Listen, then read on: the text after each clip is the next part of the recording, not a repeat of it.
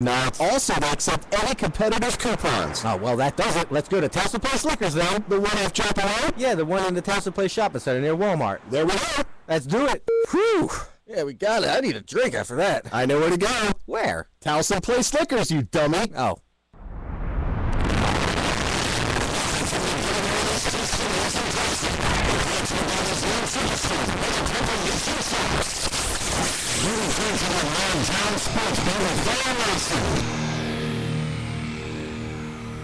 This is the MobTown Sports Beat.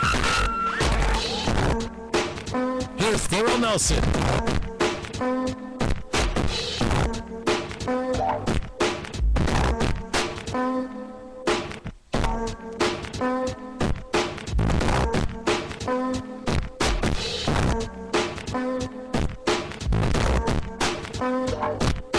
Welcome back, MobTown Sports Beat, 1570, the number, WNST.net website. Weekend is upon us. If you're looking for the best deals on beer, wine, and liquor, and why wouldn't you be, head over to see our friends at Towson Place Liquors at the Towson Place Shopping Center. You'll get 10% off any purchase of $20 or more just for mentioning that you're a WNST listener. Towson Place Liquors also accepts all competitors' coupons. They're located on the Putty Hill Avenue side of the Towson Place Shopping Center, which is adjacent from the Walmart. They have Fridays, they have wine tastings, which is today by my count. So stop by there, sample some wine as well. Visit them online at TowsonPlaceLiquors.com. They also have a new store, Angels Cut Wine and Spirits in Ellicott City, 5725 Richards Valley Road. Same great deals, same great ownership. Again, mention WMST. Pick up a 10% discount while you're at it. Last but not least, you can give them a call, 410-461-1141. That's 410-461-1141. No need to call ahead. They have beer. Head on over to Towson Place Liquors. 410-401-1570, the number here. As we mentioned, big weekend in which, many are hoping, I guess, to hear resolution one way or the other in this, do we cast it as Ravens versus Joe Flacco, or are we at that point yet where things start to feel so contentious that, we imagine these sides to be at odds with one another? Certainly, a staring match going on, and certainly, from a Flacco perspective, there are a lot of questions that still, sort of need to be answered one way or the other, that he needs to come up with the answers to on his own one way or the other to decide how it is that he proceeds, with these negotiations. I've heard a lot of folks over the course of the week, talk about the fact that, in guys like Tom Brady, now Ben Roethlisberger joins the crowd as having renegotiated deals, made their deals a bit more cap-friendly, and let's not get carried away with, making them appear to be all too benevolent in trying to help, build their teams toward the future or for the future, as each has been substantially taken care of from a financial perspective, and each is in a position to do what they have done because of the fact that they're sitting on very lucrative contracts right now. It'd be interesting to be a fly on the wall in the negotiations that took place before this past season, in which, Flacco and the Ravens found themselves at odds, in which, Flacco elected to ultimately gamble on himself, and now as a result, has the sort of the negotiations in hand himself, and he is in a position to force the issue one way or the other. And again, maybe the real leverage for Joe Flacco, if his side doesn't feel like there's a lot of movement in their direction, if his side doesn't feel like things are trending necessarily the right way for them, then it is all about the franchise tag. And that's not to suggest that they're going to play the season out under the franchise tag, but it certainly gives an indication of where, their leverage points begin. And we've talked about this a lot on the MobTown Sports Beat. We've tried to put it to bed over the last couple of weeks based on rumors and hopes and expectations, perhaps, that this thing was about to get done. But here we find ourselves still, potentially at odds. And again, a lot of it boils down to which of the two tag designations the team elects to go to with Joe Flacco as they move forward. That non-exclusive tag would give the Ravens a considerable amount of savings as they look to negotiate this thing. And in both cases, you would hope that both sides, I would imagine, are hoping that Flacco is not going to play out the season under the franchise tag designation. However, again, if you give him the non-exclusive tag, you think about the savings that you would put in your corner, in your favor, and maybe even before those negotiations are finished, then you have at the very least freed yourself up as a team, as the Ravens, to begin to negotiate or begin to address some of the other needs that will have to be taken care of over the course of this offseason. Left tackle for me is at the top of the list behind the the Flacco negotiations. Beyond that, again, big consideration to be given to how they fill the spots that are likely to be vacated by guys like Ed Reed, by guys like Paul Kruger, by guys like Kerry Williams. A lot of talk right now still about Anquan Bolden and Jacoby Jones. And we've talked often also about the fact that, these are two guys that many, I think, were of the mind prior to the playoffs getting underway. We're likely not to be Ravens next year, or we're certainly in a position where they would have to renegotiate. And now I think that we've dropped off that likelihood of not being Ravens, if for no other reason, based on their postseason performances, based on the expectation that Flacco and this offense are going to have to, take a step forward next year and begin to carry the defense in an even bigger way as we turn the culture of Baltimore football around as well. But, moreover, you can't really make renegotiations with those guys until you have an understanding of what it is that you have allowable under the cap. Maybe, the Ravens do elect to leave one or both of these guys essentially alone to play out the final years of their deals respectively as well. And again, none of those decisions can be finalized or even really thought of in a credible way until the Ravens understand what it is that they'll be working with under the cap, and all of that begins with these Joe Flacco negotiations. So for the savings that you could get with that non-exclusive tag, maybe the ability to go address some other things, maybe the ability to, to not prioritize what's happening with Joe Flacco, Joe Linta in these negotiations. You also run the risk not necessarily of losing Joe Flacco, although there are scenarios where I suppose that could happen. Remember, we're under the new CBA now. Teams are charged with spending a substantial portion of their money, almost all of it, each and every year, their salary cap designations.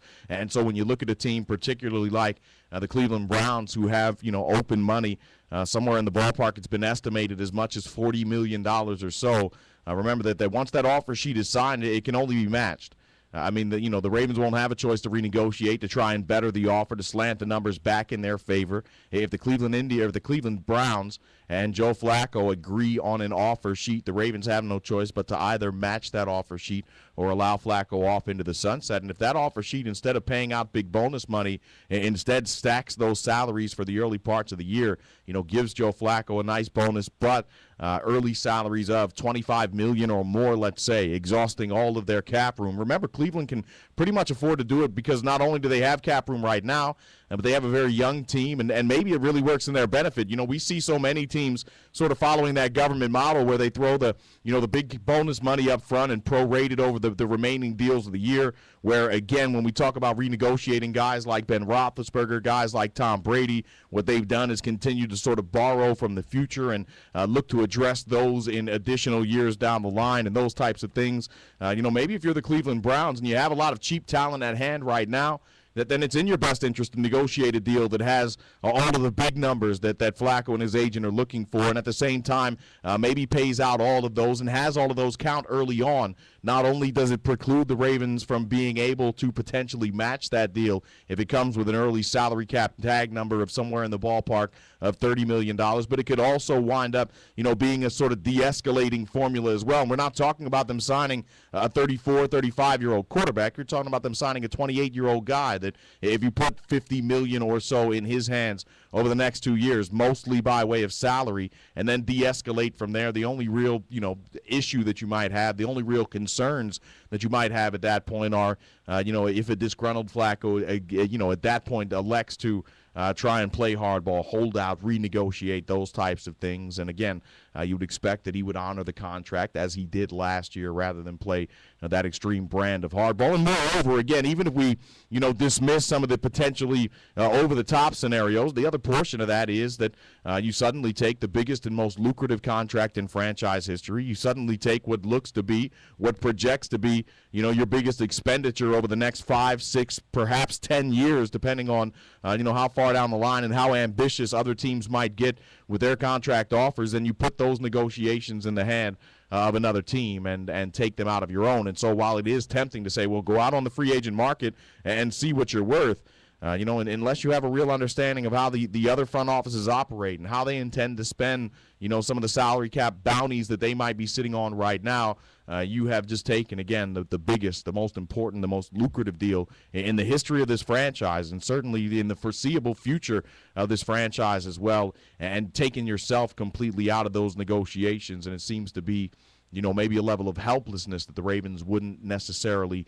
want to endorse. And the other part of this equation, and again, it gets into just how much we overstate the ability or the willingness of this quarterback to gamble on himself. Remember that Flacco, with about $6.75 million worth of salary, in store for him last year, elected to gamble and put off negotiations with the Ravens, elected to voluntarily walk away from between 30 and 35 million, according to some reports, in an effort to get a couple of extra million per year, in an effort to get a little bit more money up front.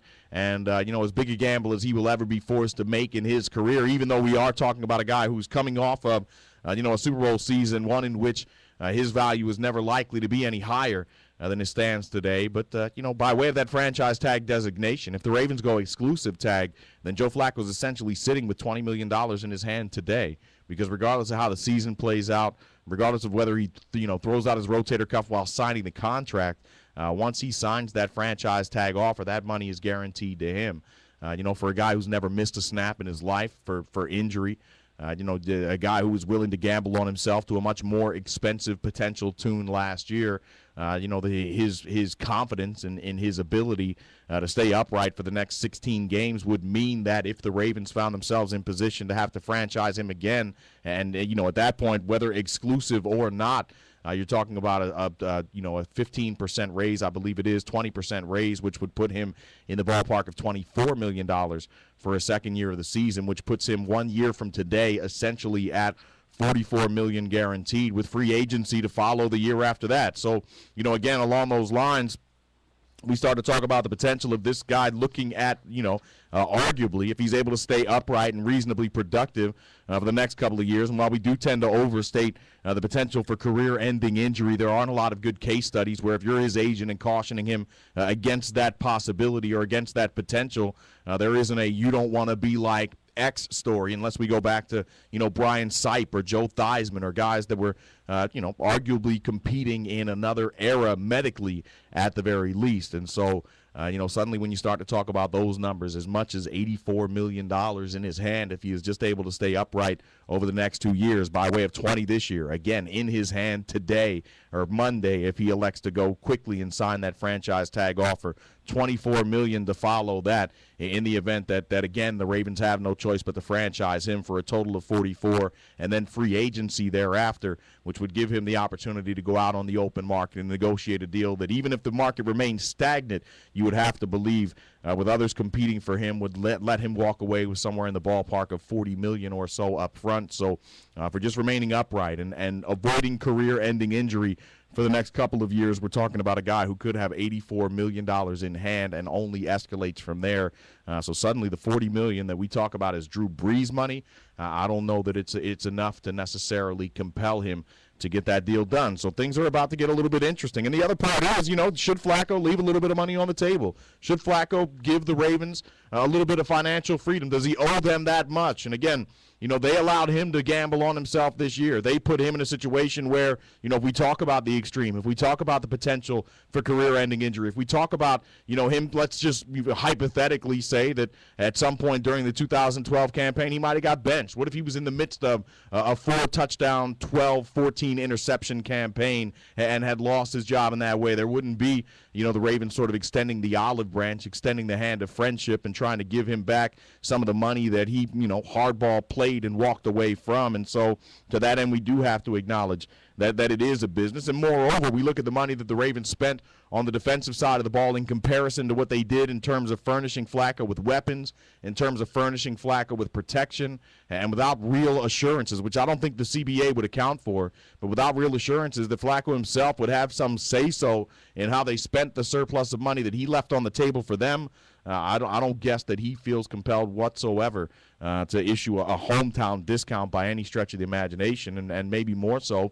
If you're unable to spend that money on the defensive side of the ball, then Maybe it makes Flacco's job a lot more fun moving forward. Maybe it puts him in a position where he has to air things out, where he could potentially have to put himself in the conversation with Drew Brees and Tom Brady and Peyton Manning statistically, because he won't be playing to the strengths of an otherworldly defense now all of a sudden, because the Ravens can't afford to do both.